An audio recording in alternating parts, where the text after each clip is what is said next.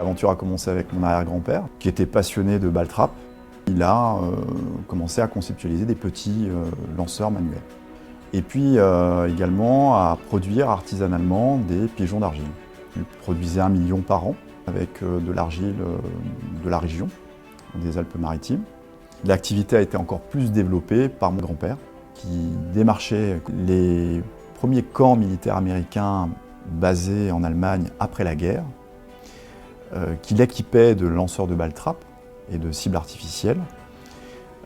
Ça lui a permis aussi de s'ouvrir sur des marchés qui étaient de l'export pour l'époque, tels que des marchés francophones comme la Belgique, la Suisse, et puis également à nos premières participations aux Jeux Olympiques, je pense à Tokyo et Rome, 60 et 64. Et puis viendra Jean-Michel Laporte, mon père, a repris l'activité en 1972.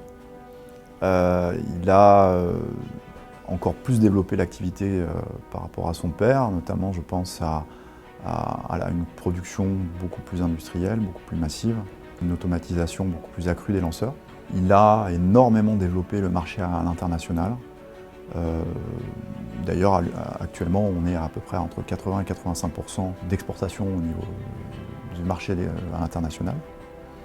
Donc, ce qui est en fait plus de 3/4 du chiffre d'affaires de la société Laporte est réalisé à l'export. Et ça, c'est quand même le travail de l'équipe de Jean-Michel Laporte, entre autres. Il a également réalisé des innovations majeures, notamment je pense au plateau flash, qui est un plateau avec une poudre colorée, qui lorsqu'il est impacté en vol dégage une fumée, qui permet aujourd'hui d'avoir un meilleur arbitrage, d'avoir un plateau télégénique, donc qui est mieux perçu par le spectateur et surtout par la télévision lors des retransmissions des Jeux Olympiques. Et également, il a su apporter de l'innovation, un certain développement, un certain entrain, un engouement autour du monde du ball trap, mais pas que. Je pense également au développement de l'archerie, du paintball. L'idée vient de l'association du tir du ball trap et de l'ensemble de nos produits mis en application pour l'archerie et pour le paintball. Ce sont des produits qui sont à la disposition de clubs de ball trap pour une activité annexe. L'utilisation de lanceurs d'archerie ou de paintball pour l'optimisation de l'utilisation, de l'exploitation du site de ball trap dans sa globalité. Et ça a été du gagnant-gagnant puisqu'on a rencontré un succès assez inattendu. Il y a eu un élan, un essor assez incroyable, notamment aux États-Unis, où ce sont des activités qui ont donné lieu à des disciplines.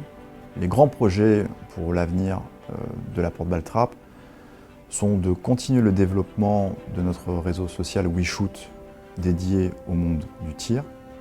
C'est un levier qui est important pour le développement de notre activité, mais également pour la communauté du tir que représente l'archerie, le paintball, ainsi que le ball trap, et bien d'autres. Et ça, nous en sommes fiers et nous souhaitons continuer ce développement, continuer d'autres idées novatrices, apportant une certaine fraîcheur au développement de notre passion qui est le ball trap.